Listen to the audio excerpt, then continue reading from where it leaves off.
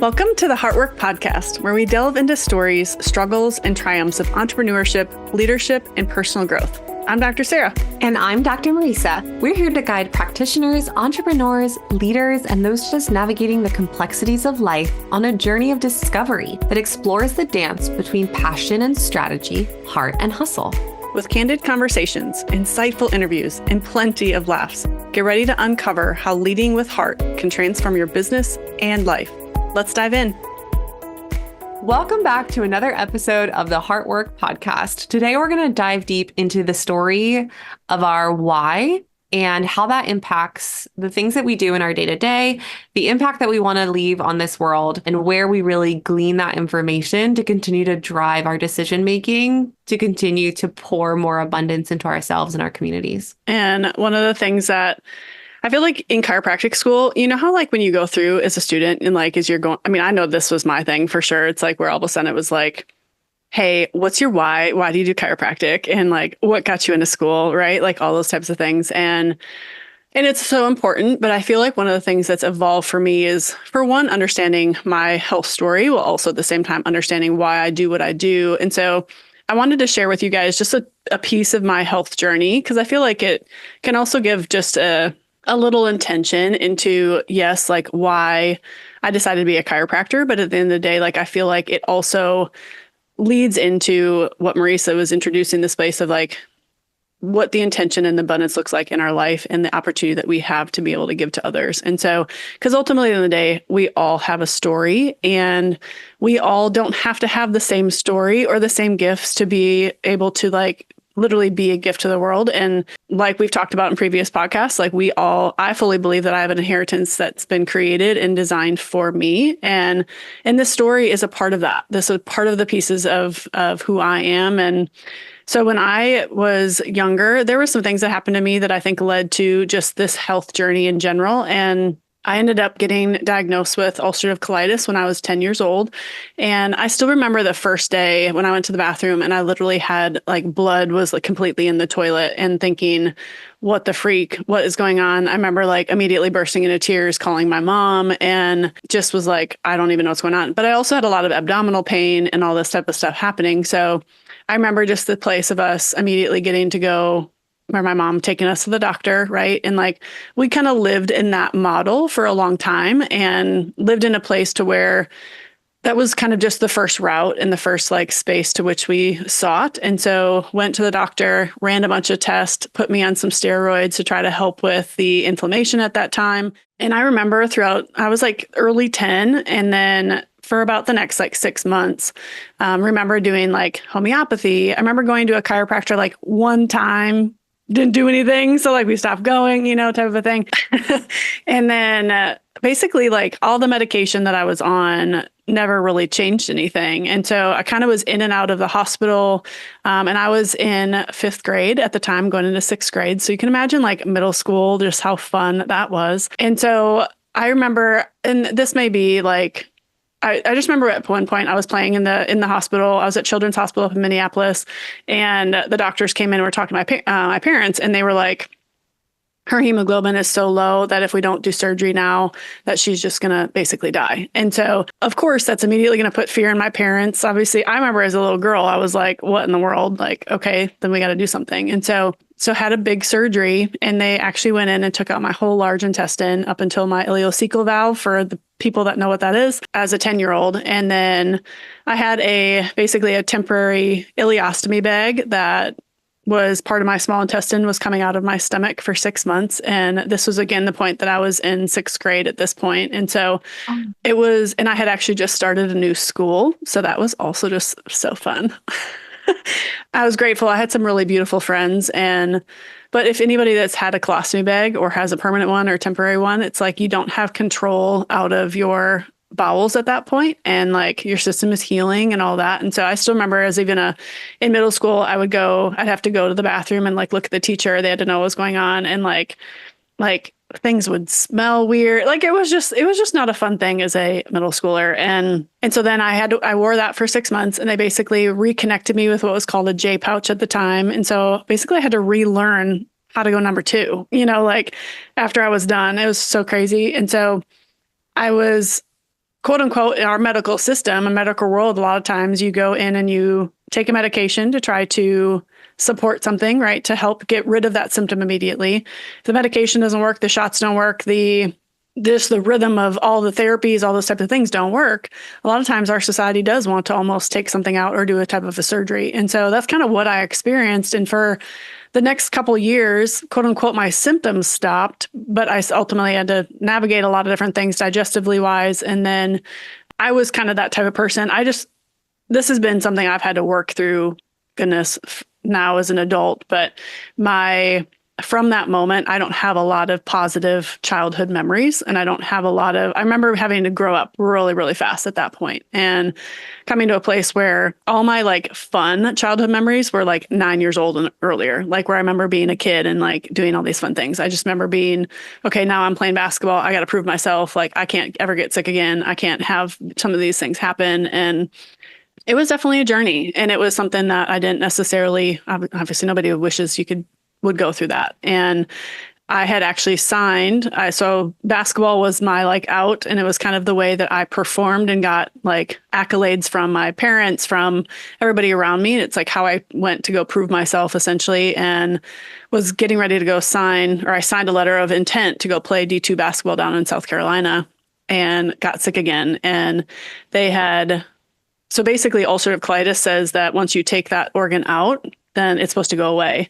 Well, I had a bunch of new symptoms come back up and got admitted into the hospital over Christmas, my senior year of high school, and had like 3 more surgeries and had basically abscesses, infections all around. So at that point, they basically diagnosed me with Crohn's disease, which is a further layer of an autoimmune disease process. And I also, when I was going in, they were doing a CT at one point and they were like, hey, have you ever had pneumonia? And I was like, no. They're like, well, we want to do an ultrasound and echo.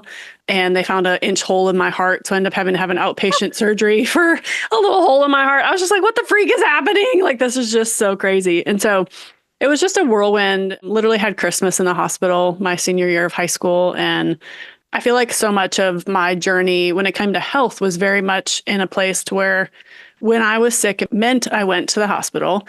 I loved all my doctors. I loved my nurses, but I hated having to be sick and obviously having a diagnosis of something. I was put on a medication called Remicade, which is a low dose chemo, for 6 years after I was 18, and played collegiate basketball, did all the things, did all this stuff. And at the same time, like, I think my body was functioning enough for me that at the end of the day, like I knew like it was doing all the stuff that I needed. But at the end of the day, I also felt like I could experience more. And so I got into actually chiropractic school because I hated hospitals. I'm like, I feel like my world has been all health and I want to be able to help people that have kind of gone through what I've gone through.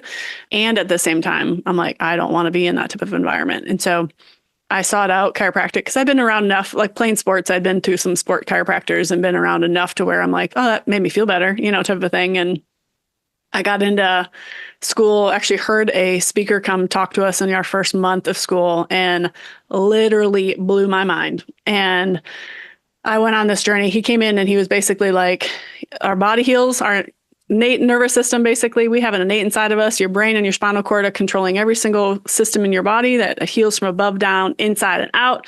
And he literally made the comment that every organ is there in your body for a reason and for a purpose, and it has the ability to be able to heal if you give it a chance to do so. And I was like, mouth dropped. I was like, what the heck? Why hasn't anybody ever told me this before? It's just so crazy. And I was like, well, I was pissed for one. And I was also excited because I was having a whole nother round of symptoms with Crohn's. I was still doing all the medication. I was like, well, if that's what you say is true, maybe this can work for me too. So I started my own like journey and my own restorative process and started working with a chiropractor to help me. And I started getting adjusted. I took x-rays, I took scans, I did all the things to be able to see where I was majorly subluxated and just had a ton of stress in my body. And I actually also went to all my doctors at the time and said, like, I want off of all these meds because I want my body want to give my body a chance to heal if it can. And they were all really like, I had done the testing after 4 months period of time. They were like, okay, let's try it. So since I started chiropractic in 4 months, I was able to come off all the medication I had been on since I was 10. And literally, I'm a little bit of a type A personality where I'm like, I'm just not going to do any of it. I literally have not taken a medication since 2008, which is just, again, testament to just natural healing and holistic healing. It's not like I don't take care of my body. It's not like I don't eat well. It's not like I get chiropractic care all freaking three times a week. But it's been a testament to really just this like passion, this heart for why I do what I do. And at the same time, like at that point when I was in school, I actually sought out my doctors to get my history and like all of my records. And one of the statement in there was went in for when I was getting my large intestine taken out, was basically going in for exploratory surgery to see how bad the inflammation was. And basically it was inflamed, but not all of it. So, but at the end of the day, like we don't know any other option. So like the wording basically was sounded as if like we didn't know what else to do, so we're just going to take it out. And I was like, it's just like that was just the reality in the space, and you can't go back and you can't put that back in, right? And so for me, I feel like that obviously happened, and it gave me a lot of oomph for why I wanted to serve our community and really add just an impact, and knowing that ultimately people don't have to have my story, but at the end of the day, healing can happen for any freaking person. It's possible. It's capable, not only emotionally, physically, spiritually. It is so much more than just the physical aspect of it. And I've had to go on my own journey with that. But I know that at the end of the day, like for me, it became so much more than just like, I need to see all these people to see this process, but it became a place of understanding the difference between reach and impact. And I desire that every single person that's in front of me, that I can impact that person's life. And ultimately, in the day, like that may ripple out and completely change somebody else's world. And when we look at this, you and I have just been talking about too, in the same vein of like, I desire and know that I have an inheritance that's for me, and I have gifts to be able to offer to this world. And at the same time, like I desire to be able to step in and know that, yes, I want to make money, but at the end of the day, like I want to enrich people's lives. And as I do that, if I can enrich people's lives, it means that they're going to be richer. And in turn, I 100% freaking know that then in turn, I'm going to be rich in so many, probably more ways than just money, right? At the same time. So that's a little bit of my story, and now how it kind of plays into just a little bit of how we then operate in the day to day. Like I know that as a chiropractor is what I'm doing. I'm just a facilitator of change, and I'm just a facilitator of the nervous system being able to do some work and heal. At the end of the day, their job in their body, what God put inside of them, is something that is designed to be able to freaking heal. So, and I get to show up and be able to share that story. And it's beautiful and exciting to be able to share that story at this medium as well. Yeah, it's awesome. I feel that, I mean, you hear the conversation time and time again, right? People are going to read right through the bullshit. And if you don't show up as your authentic self, and if you don't show up genuine and in truth, they're going to read right through it. Totally. Your ask or your quote unquote sell, forget about it. Mm-hmm. One of my favorite books is Start With Why by Simon Sinek. He's an awesome speaker. He's done some TED Talks. I'm sure a lot of our listeners know who he is. And it's so true. If you put your why at the forefront, your motivating factor, there's a reason why you're doing what you're doing. And if there's not, maybe you should reevaluate what you're doing. Right? This is the whole reason we're starting this Heart Work podcast, right? You're doing heart work because living and leading your life with your heart first is just so much richer. The universe has got you because you're living with your gifts in the forefront, and all that abundance and opportunity comes to you because you're just emanating at that higher frequency, right? You're not, again, just living your life or doing the things just to do it, but there's purpose, there's meaning, there's intention behind what you're doing. And so I think that is where, as leaders, one of our also gifts or purposes is to be able to help others discover that in themselves. And when you're hiring and when you're surrounding people around you, when you're choosing your mentors and when you're choosing the people, like I think they say that you are the sum of the 5 closest people to you, right? That's who you're reflecting and emanating with. And your vibe attracts your tribe. Like there's all the little mottos that we know, but how many of us are actually intentionally putting action behind those things? Right. And when your team shows up more authentic and they have a story to share, then they're sharing it from their perspective, and that can relate to that client or that person in front of them in a higher way. And now you're all sharing from the same heartbeat, right? You're sharing something different, but it's all cut from the same cloth. Like you and I have very different health journeys. I have been, quote unquote, knock on wood, very blessed with some of my health. I've definitely had issues and concerns, but never in a major surgery. I have all my organ systems at this time, other than some wisdom teeth, which I'm not even sure should have been taken out. Right. Knowing now what I know. But that purpose, that why, that heart, that infiltrates everything. And I grew up hating chiropractic, or not necessarily hating it, but I was just completely ignorant to it. I didn't know anything about it. I thought it was a bunch of hoodoo, woo-woo, whatever stuff. I think we might have shared a little bit about this in our first episode and kind of our stories. But when I actually got into it, I discovered that that was the philosophy I had for myself and my body all my life.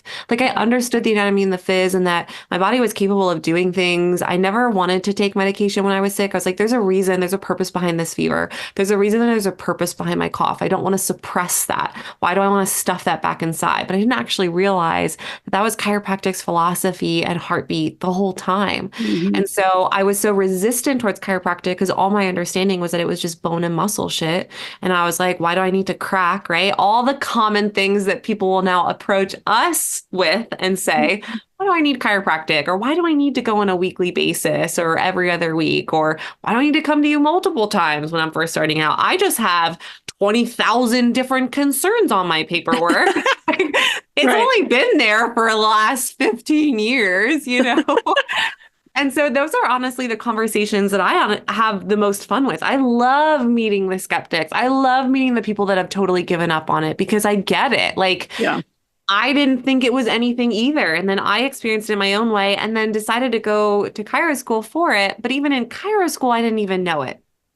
It wasn't until you were in it and really understood it, and even then got connected with other people that would share about the true heartbeat of chiropractic, that I really started to puzzle piece things together with the nervous system, with that innate intelligence that you spoke of, and then seeing my own impact and change from different modalities or different techniques that be maximized. That led into my why. Yeah. And I was with some friends last night and we were just kind of joking around and teasing each other. And we were talking about how easy it is for some of us to cry. And I'm a total sympathy crier.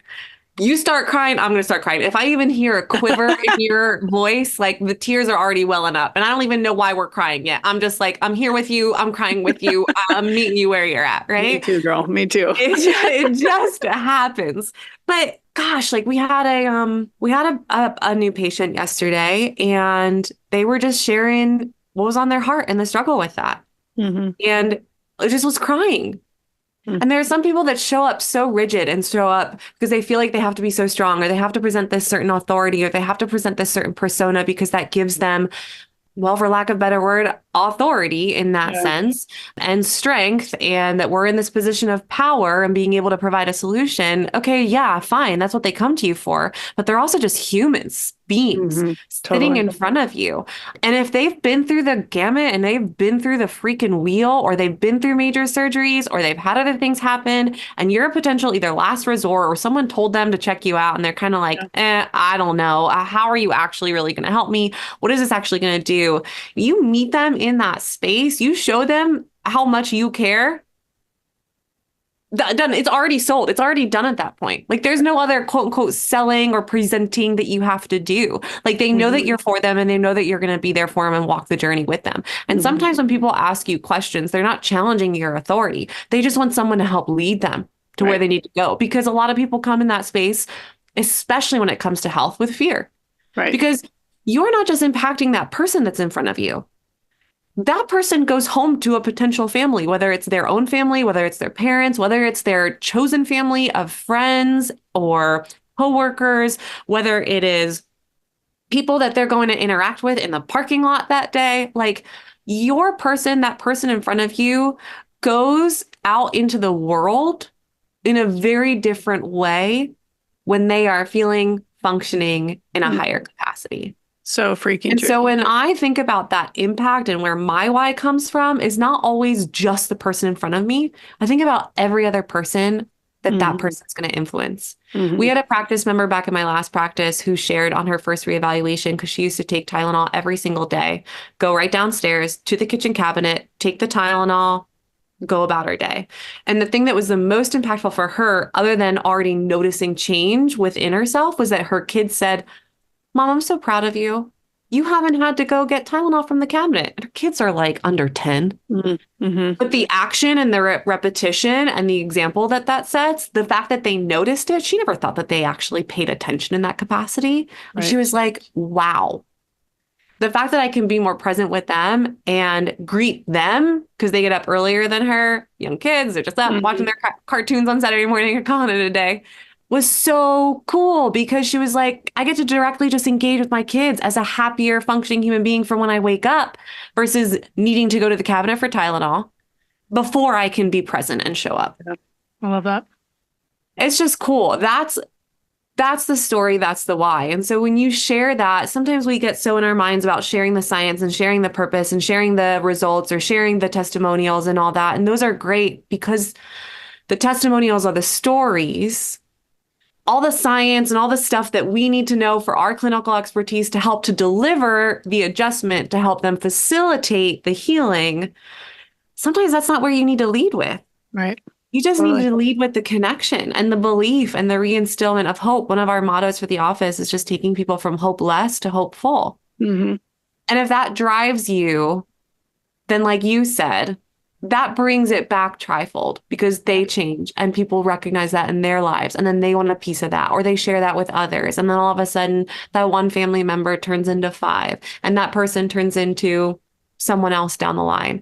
We had a patient come in that isn't even our target market. They're an older individual, which we serve. We've talked about this in the past. I have a special heart for serving grandparents, because I wish I could have done that for my own grandparents. So that's one of my little heartbeats. And she started under care and started to see results. Well, turns out a mom and a daughter who had come for a consultation and gotten scans and everything, that decided just not to proceed forward at the time. Apparently, mom works with this older woman at their company. Love that. And the older woman was listening to this mom share about the struggles she was having with her daughter. And the woman said, you should really check out Homestead. They've been helping me out a lot. I think they work with a lot of kids. I think they really help. And the woman said, oh, we actually went to Homestead like several months back. She's like, well, why didn't you start? and we literally got a phone call that they came in and they've been under care now for a month, and she's already started to see change, which is so freaking awesome and cool. Mm-hmm. And that was because of grandma starting. Love that. It wasn't even related to them, but just was in their environment. So again, you just never know the impact that you are making. But when you show up genuinely and authentically every time for those interactions, man, it does. The universe provides. It is abundant and it comes back. And like you said, you enrich others, that enriches you. Mm-hmm. It just will.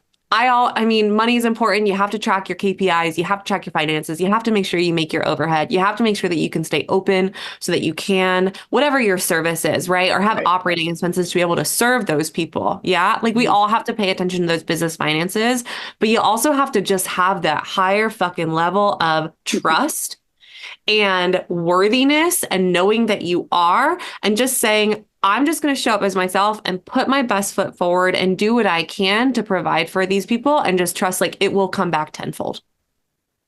Amen.